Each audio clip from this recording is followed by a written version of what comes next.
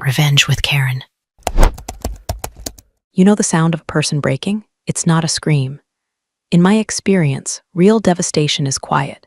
It sounds like a jagged intake of breath over a static-filled line on a Tuesday afternoon. That was my sister, Rachel, 3 weeks ago. They didn't even let me say goodbye to the team, Mon, she choked out. 12 years.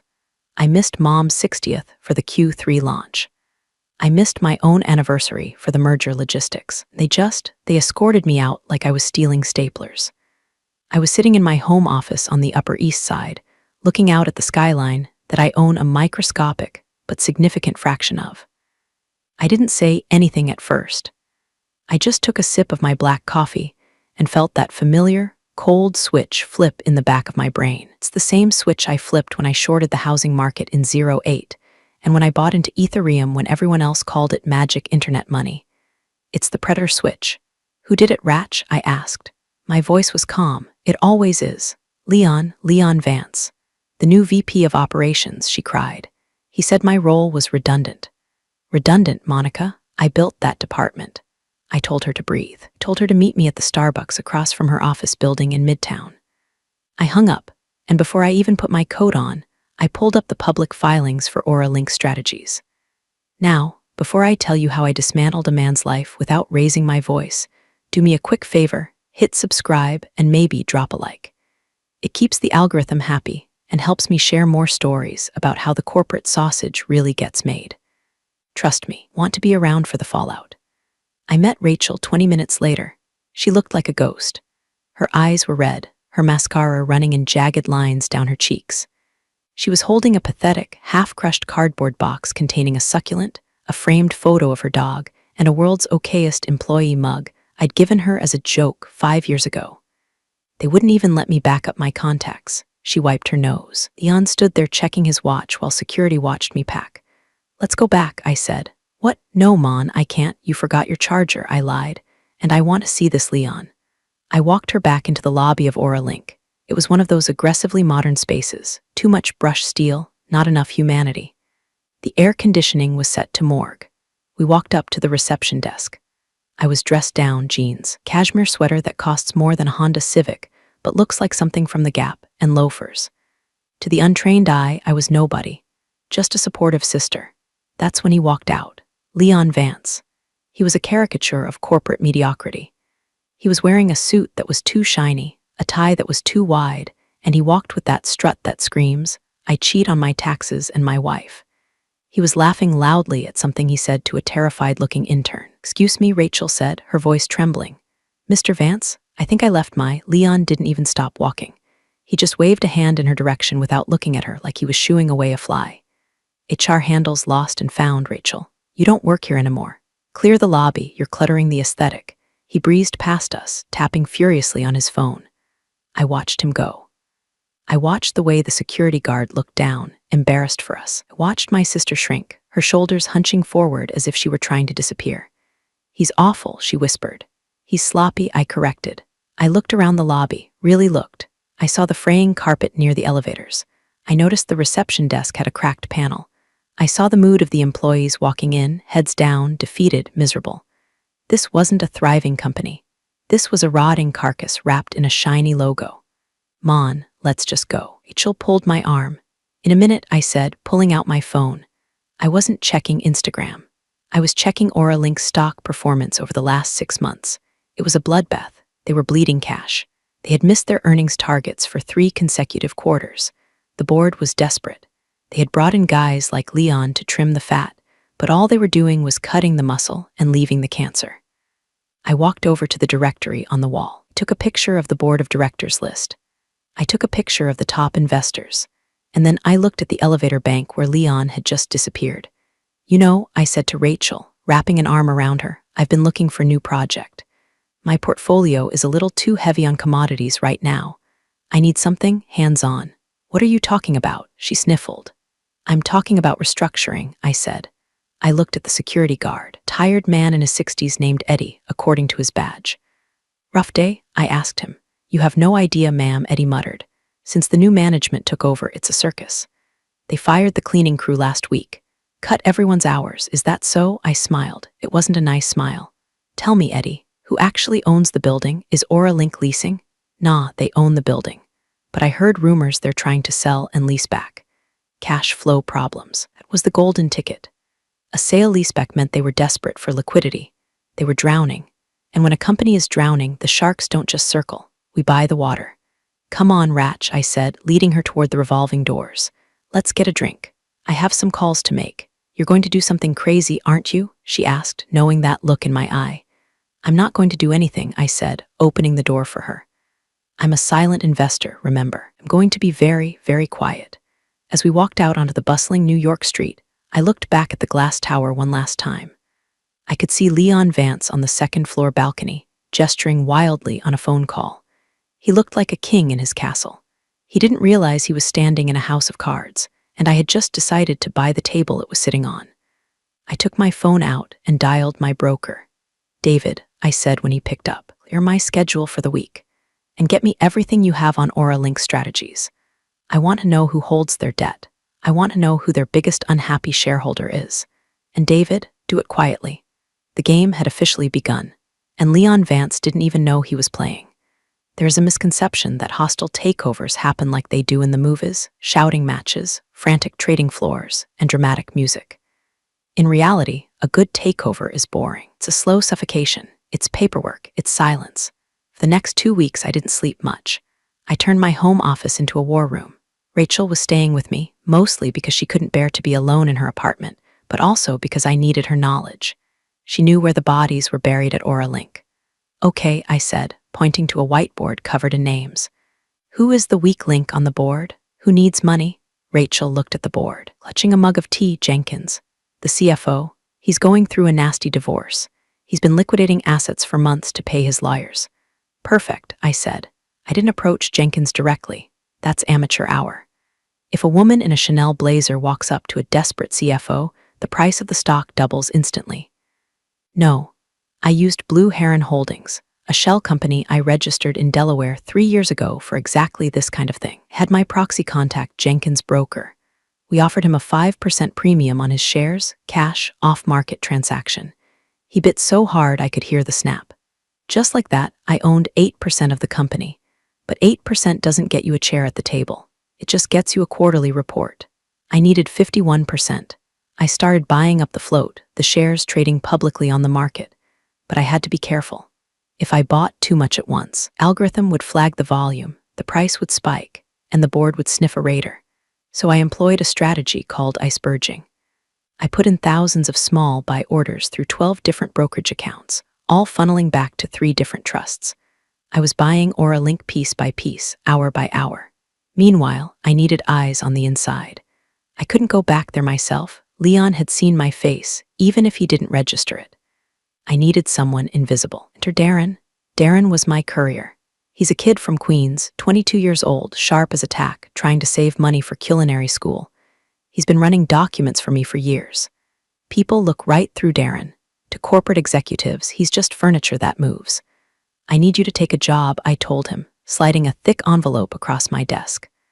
What kind of job? Darren asked, eyeing the cash. Aura Link uses a third-party messenger service for their interoffice mail. I bought that service yesterday. You're their new dedicated runner for the executive floor. Darren grinned. You want me to spy? I want you to listen. I want to know who is screaming at who. I want to know whose door is always closed. And I want you to take pictures of any whiteboard that says confidential.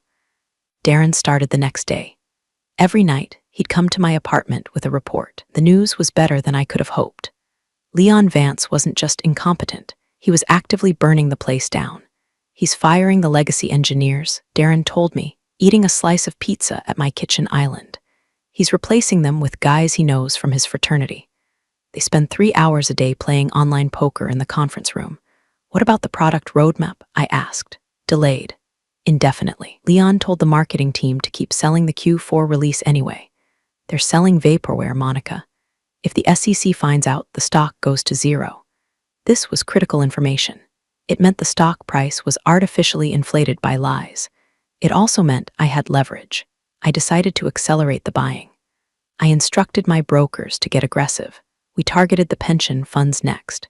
Institutional investors are usually loyal. They are also skittish. When they smell fear, they run. I had a friend in financial journalism write a speculative piece about Auralink's delayed product launch. It wasn't libel, it was true, but it was framed unfavorably. Is Auralink the next Theranos? Was the headline.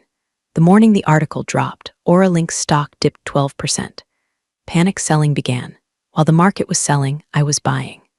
I was vacuuming up every share that hit the floor. My stake went from 8% to 15%, then 22%. But the board was still asleep at the wheel. They were too busy doing damage control on the PR side to notice the cap table shifting. They issued a statement, Auralink remains strong. Management has full confidence in our strategic direction under the leadership of Leon Vance. I laughed when I read that press release. Full confidence. I was at 28% now. I needed the final push. That's when Darren called me from the building. His voice was low. Monica, something's happening.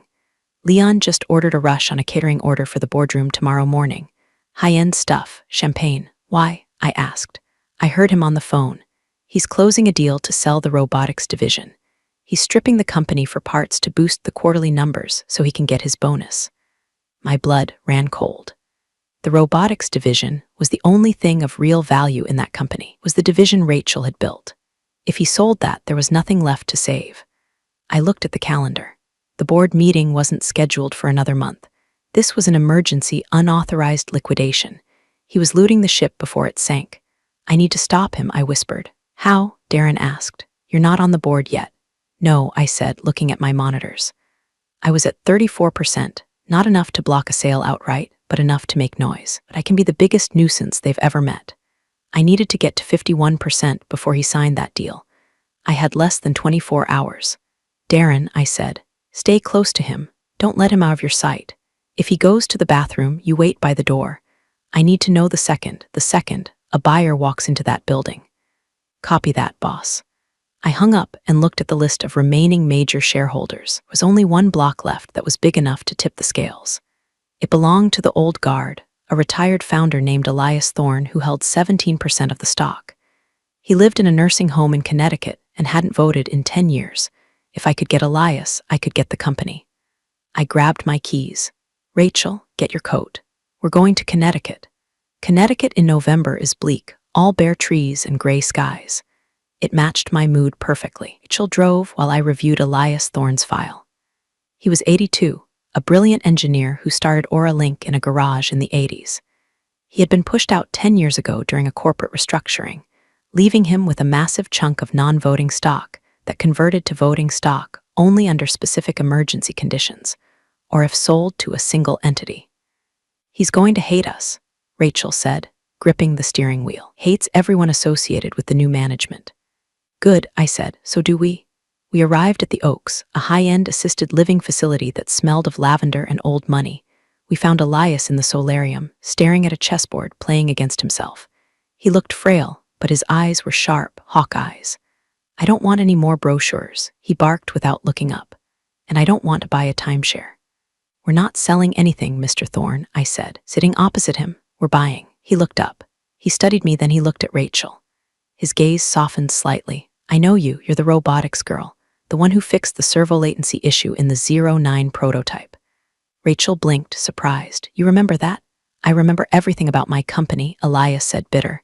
Or what used to be my company before the vultures took over. What are you doing here? They fired her, I said bluntly. Leon Vance fired her so he could gut her department and sell it to a competitor to pad his bonus. Elias's hand tightened on a rook. Vance, the one with the teeth. He's selling the robotics division tomorrow morning. I dropped the bomb. Elias went still. That division is the soul of the company. The rest is just software wrapping. I know, I said. I've acquired 34% of the outstanding shares, Mr. Thorne, but I need your 17%. If you sell to me, have the controlling interest, I can stop him. Elias leaned back, studying me. And who are you? Another vulture? I'm an investor, I said carefully. I like efficiency. I like profit, but I hate waste. And what Leon is doing is wasteful. He's stripping copper wire out of a mansion. If I sell to you, Elias said, his voice raspy, what happens to the company? I fire Leon, I said. I reinstate Rachel. And we pivot back to the core engineering that made you rich. Elias looked at Rachel. Can you run it, the division? I was running it, Rachel said, her voice finding strength. Before they cut my budget to buy new ergonomic chairs for the sales team. Elias cackled. It was a dry, rusty sound. Damn sales team, always the chairs. He reached into his cardigan pocket and pulled out a flip phone. Call my lawyer. Tell him to draft the transfer. I want to see Vance's head on a platter. It took 4 hours of frantic calls, DocuSigns, wire transfers. The sun was setting when the confirmation pinged on my phone.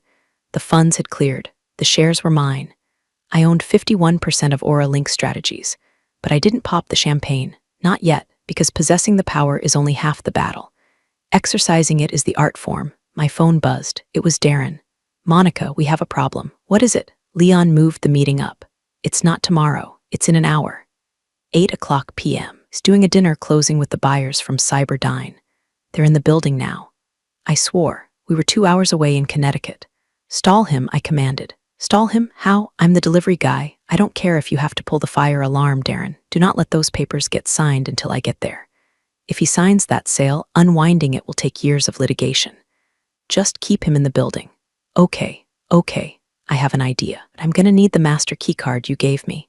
Use it. I hung up. Rachel, drive, fast. We tore out of the parking lot. I spent the ride coordinating with my legal team to have an injunction ready, just in case. But legal papers take time. I needed physical presence. Meanwhile, back at the tower, Darren was about to become a legend. According to him, the buyers, 3 serious-looking Germans, were heading to the executive elevator. Leon was with them, grinning like a shark, guiding them toward the lift. Darren was waiting inside the elevator with a cart full of mail. Hold the door. Leon barked as they approached. This was the moment. The Part 4 moment, if you're following the structure of my life. Darren looked Leon dead in the eye. He saw the disrespect, the weeks of being treated like furniture, the arrogance, and he saw the blinking light of the closed door button. Darren didn't move. He didn't reach for the open button, just stood there looking at his clipboard. I said, hold the damn door, boy. Leon shouted, picking up his pace. Darren looked up, gave a confused shrug like he didn't speak English, and let the door slide shut right in Leon's face. I wasn't there, but I would have paid $1 million to see it. Leon, left standing in the lobby with 3 confused German billionaires, looking like an impotent fool. They had to wait for the next car. It bought us 3 minutes. Wasn't enough. But Darren wasn't done. He used the master keycard, the one I had provided that overrides floor restrictions, to lock out the 40th floor, the boardroom, from the elevator bank. When Leon and the Germans got into the next elevator and pressed 40, nothing happened. The button didn't light up. What the hell? Leon screamed, mashing the button. They had to go to the 39th floor and walk up the stairs. Darren had accidentally spilled a gallon of industrial floor cleaner on the stairwell landing earlier that day while delivering a package. It was chaos. It was petty. It was beautiful. Rachel and I were speeding down I-95. I was watching the GPS ETA drop. 7:45 p.m. 7:50 p.m. We were going to be close. Too close. Drop me at the front, I told Rachel. Park the car later. I'm going in. What are you going to do? She asked. I'm going to introduce myself. Let's rewind 20 minutes to give you the full sensory experience of Leon's meltdown. I pieced this together later from security footage and Darren's gleeful retelling. The elevator doors had slid shut, sealing Darren inside and leaving Leon in the lobby. Leon didn't just get mad, he got ugly. He turned to the German investors, representatives from a massive industrial conglomerate, and tried to laugh it off. Help is so hard to find these days, Leon chuckled, adjusting his cuffs. Incompetence is a plague. That's why we're automating, right? The Germans didn't laugh. They checked their watches. They were precision people. Delay was an insult. When the second elevator finally arrived, Leon practically shoved them inside. He slammed the button for the 40th floor. Nothing. He pressed it again. Harder. The light refused to blink. System error, Leon muttered, sweat starting to bead on his forehead. Building management is upgrading the firmware. He pressed 39, it lit up. We'll take the scenic route, he announced. A quick walk up 1 flight. Good for the circulation. They exited on 39. This floor was mostly empty cubicles, the ghostly remains of the department Rachel used to run. It was dark. Leon fumbled for the light switch. Then they hit the stairwell. Darren hadn't just spilled cleaner. It created a slip-and-slide hazard of biblical proportions. And he had placed a wet floor sign directly behind the door where it couldn't be seen until you were already falling over it. Leon opened the door, gestured for the guests to precede him. He's a sycophant, remember? And the lead German investor took 1 step, slipped, and grabbed the railing with a shout. He didn't fall. but his $5,000 Italian shoe was now covered in blue industrial sludge. Chase, the investor yelled. Leon turned purple. Janitorial, where's the janitor? He screamed into the echoing stairwell. Up on the 40th floor, Darren was casually leaning against the boardroom door, texting me updates. Target is delayed. Target is angry. Target is climbing the stairs. You have 10 minutes. I was sprinting from the car before Rachel had even fully stopped at the curb. I burst into the lobby. Eddie, the security guard, stood up, startled. Ma'am. Can't, Eddie, I said, not breaking stride. I slapped a plastic card onto his desk. It wasn't an ID. It was a printout of the wire transfer confirmation from an hour ago. I own the building, or I own the company that owns the building. Call the 40th floor. Tell them the majority shareholder is incoming. Eddie looked at the paper. He looked at the zeros. He looked at me. A slow grin spread across his face. Elevator B is waiting for you, Miss Monica. I got into the elevator, the same one Leon had been locked out of.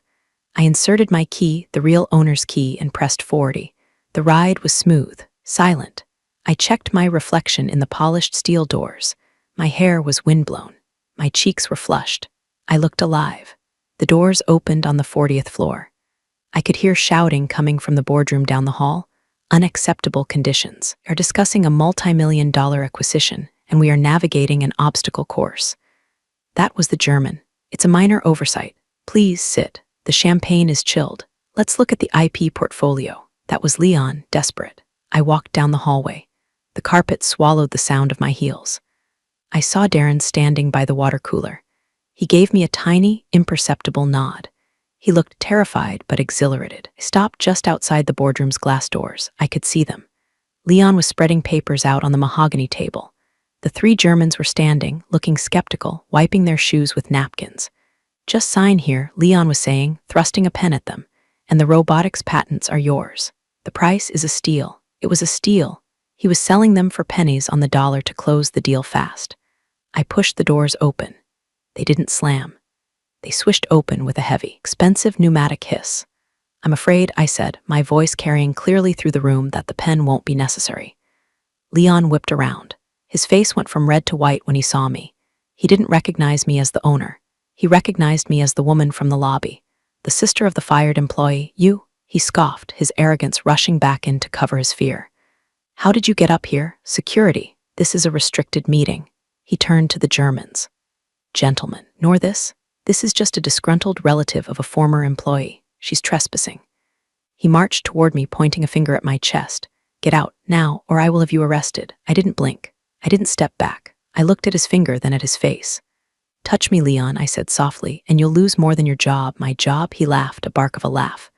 I run this company, lady. You're nobody. You're trash. He looked past me and saw Darren in the hallway. You? He screamed at Darren. You're fired. Get your ass out of here, both of you, trash. The Germans looked uncomfortable. They started packing up their briefcases. Mr. Vance, the lead investor, said, this environment is unstable. We will reschedule. No need to reschedule. Leon panicked, grabbing the German's arm. She's leaving right now. I'm not leaving, I said. I walked past Leon and placed my bag on the head of the table, his seat. Excuse me, Leon sputtered. I pulled out a single folder. Inside was the notarized transfer of stock from Elias Thorne, combined with my existing holdings. Gentlemen, I said to the Germans, switching to flawless business German, I spent 2 years in Frankfurt in my 20s. Das Treffen ist beendet. Das Angebot ist zurückgezogen. The meeting is over. The offer is withdrawn. The Germans stopped. They looked at me with new interest. Who are you? The lead investor asked. Jan stormed up to the table. She is security risk. She is. I am Monica Vance, I said. Wait, no, my last name isn't Vance, that's him. Adrenaline does funny things. I am Monica Geller. No, that's friends. I am Monica Hall, I said. And as of 6:00 p.m. this evening, I am the owner of 51% of Aura Link Strategies. The room went dead silent. The only sound was the hum of the air conditioning and the blood rushing in Leon's ears. Leon stared at me, his mouth opened and closed like a fish on a dock. That's a lie, he whispered. Then louder for the room. That's a lie, she's crazy, she's a stalker. He lunged for the phone on the conference table. Get me legal, get me the chairman, get me security. I stood there, perfectly still. Go ahead, Leon, call the chairman, ask him about the transfer of the Thorne block. He froze with the handset in midair. Thorne? Elias Thorne is vegetable, he doesn't sell. He sells to people who don't call him a vegetable, I corrected. The German investors were watching this like it was a spectator sport. They had sat back down. They smelled blood, and in high finance, blood is interesting. You can't just buy a company like this, Leon stammered. There are protocols, SEC filings, all filed, I said. My lawyers are very efficient, unlike your operations department. I slid the folder across the table toward the Germans. Can verify the CUSIP numbers on the shares. It's all there. The lead German, a man named Herr Muller, put on his reading glasses. He opened the folder. He scanned the document. He looked at the signature at the bottom. He looked at the timestamp. He looked up at Leon. It appears to be legitimate, Mr. Vance. She holds the majority. Leon snatched the folder from Muller's hands. He tore through the pages. No, this is fraud. This is a forgery. It's over, Leon, I said. My voice wasn't loud. It was just final. The robotics division is not for sale. The assets are frozen pending a full audit of your tenure. Leon threw the folder on the floor. You bitch. You think you can walk in here and dictate terms to me? I am the VP of operations. I have a contract. I've read your contract, I said. Clause 14, Section B, termination for cause, gross negligence, fiduciary irresponsibility. And I glanced at Darren, who was still standing by the door. Workplace harassment. Harassment? Leon laughed hysterically. Who did I harass? The delivery boy? He's a nobody. He's my proxy, I said. Darren straightened up. He took off his baseball cap. He walked into the room and stood next to me. Hi, Leon, Darren said. By the way, that elevator isn't broken. I just locked you out. Leon looked from Darren to me. The realization hit him like a physical blow. The paranoia, suspicion he must have felt deep down that the universe was conspiring against him. It was all true. You set me up, he hissed. I exposed you, I countered. There's a difference. I turned to the Germans. Gentlemen, I apologize for the wasted trip. Auralink is pivoting back to R&D. We are not liquidating assets. However, if you are interested in licensing our technology rather than buying it for scrap, my new VP of Engineering will be happy to schedule a meeting next week. New VP? Leon choked out. Who? The elevator dinged in the hallway. The doors opened. Rachel walked out. She had parked the car. She had fixed her makeup. She was wearing her old blazer, the one she wore when she led the team. She looked terrified, but she walked like a soldier. She walked right into the boardroom. She didn't look at Leon. She looked at me. Did I miss the vote? She asked. Just in time, I said. Leon looked at Rachel. The woman he had fired 3 weeks ago. The woman he had mocked in the lobby. This is a joke, Leon said, his voice cracking. This is a family reunion, not a board meeting. It's a shareholder meeting, I corrected. And since I am the majority shareholder, I am calling a vote. I looked around the room. Motion to remove Leon Vance from all executive duties, effective immediately, I said. Seconded, Rachel said. Vote yes, I said. Motion carries. I looked at Leon. You're fired, Leon. Get your box. You have 5 minutes before I call Eddie to escort you out. And Leon, don't steal any staplers. There is a specific kind of silence that follows a public execution. Leon stood there for a full 10 seconds, processing the end of his career. His face cycled through rage, bargaining, and finally, defeat. He didn't scream. He didn't flip the table. People like Leon are cowards when the power dynamic shifts. He just deflated. He looked small in his expensive suit. You'll hear from my lawyers, he muttered, grabbing his briefcase. It was a weak exit line, and he knew it. I look forward to it, I said. I'm sure they'll want to discuss the expense account fraud we uncovered during due diligence. Those client dinners in Vegas. The audit team is going to love those. Leon blanched. He turned and walked out of the boardroom. Watched him go. Darren, Rachel, and I. The 3 Germans watched too, looking mildly amused. He is leaving? Herr Muller asked. He is leaving, I confirmed. Gut, Muller said. He was very loud. I sent Darren to follow him, just to make sure. I wanted the report. Darren told me later that Leon walked back to his office, threw a few things in a bag, and then tried to log into his computer to wipe it. I had already had my IT guys remotely lock his credentials 5 minutes ago. Access denied. He stormed out to the elevator bank. He pressed the button. The doors opened instantly. Inside was a cleaning crew with a cart full of trash bags. The smell of ammonia and refuse wafted out. Leon hesitated. Going down, the cleaner asked. Leon stepped in.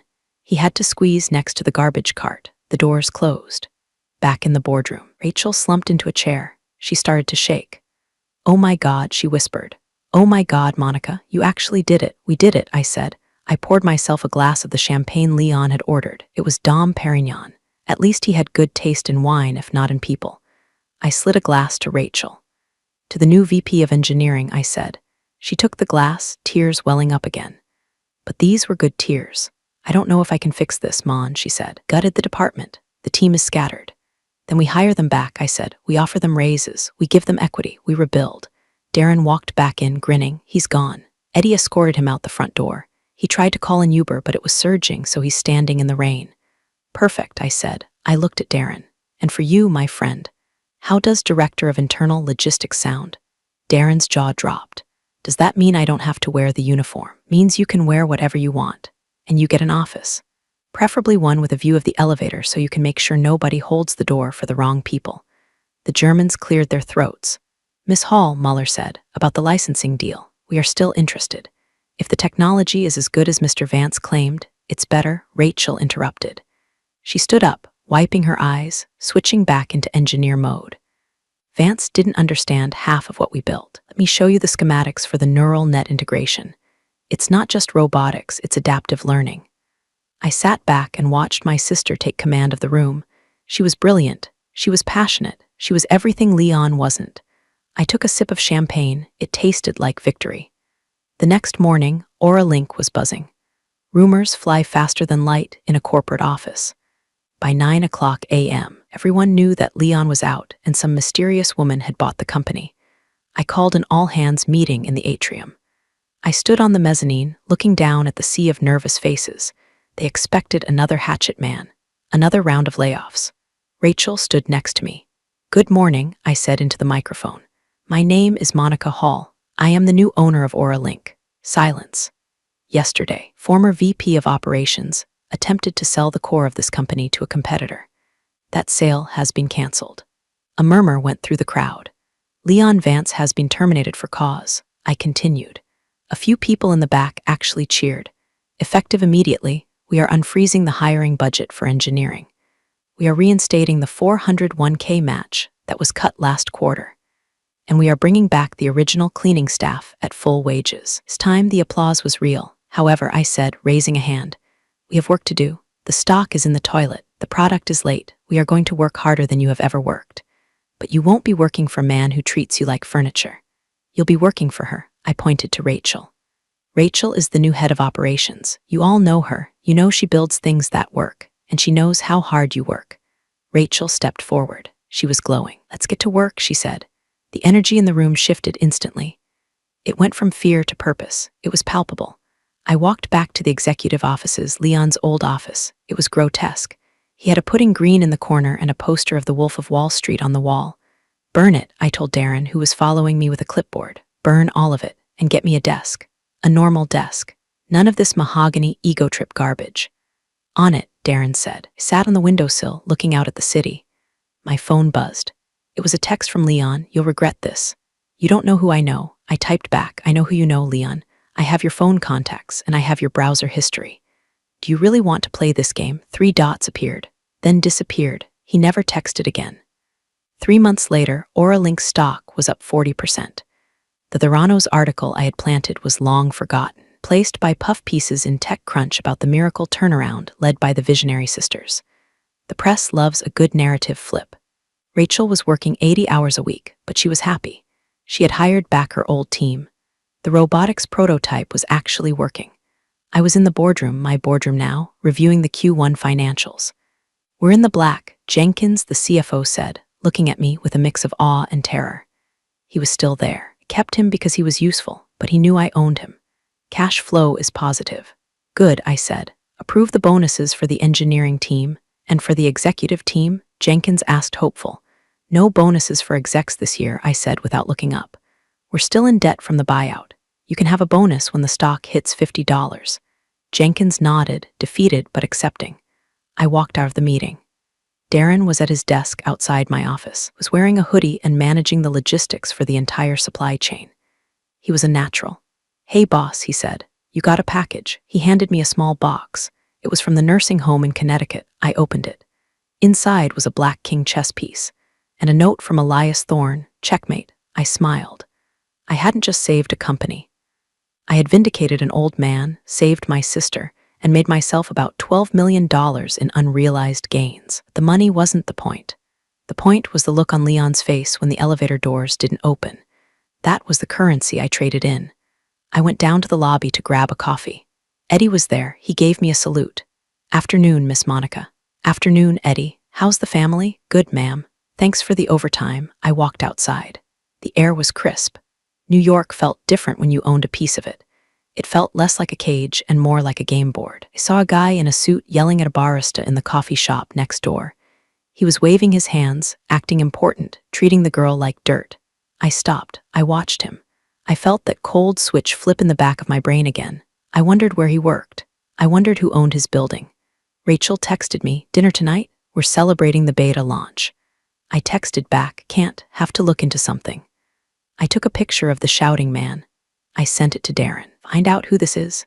The game never really ends." "So, where's Leon Vance now?" "Last I heard, he's consulting," which is code for unemployed and posting motivational quotes on LinkedIn. He lists himself as a turnaround specialist. I made sure to endorse him on LinkedIn for fiction writing and office politics. Rachel is the CEO of Aura Link now. I stepped back to chairman of the board. I don't like the day-to-day. I like the hunt. Released the new robotics line last week. It's revolutionizing warehouse logistics. The irony is that the main client is the German conglomerate Leon tried to sell us to. They're paying full price now.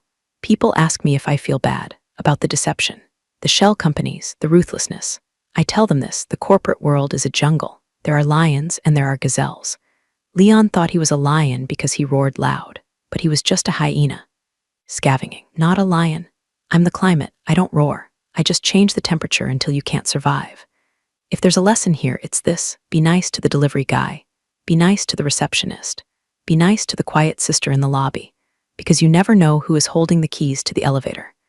And if you're ever in a boardroom and the door opens to reveal a woman in a Chanel blazer holding a folder you didn't authorize, well, just remember to take the stairs. It's healthier. That's my story. If you enjoyed watching a mediocre man get dismantled by competent women, upvote this post. And if you have a story about a boss like Leon, drop it in the comments. I'm always looking for new investment opportunities. Stay sharp and hold the door. Monica.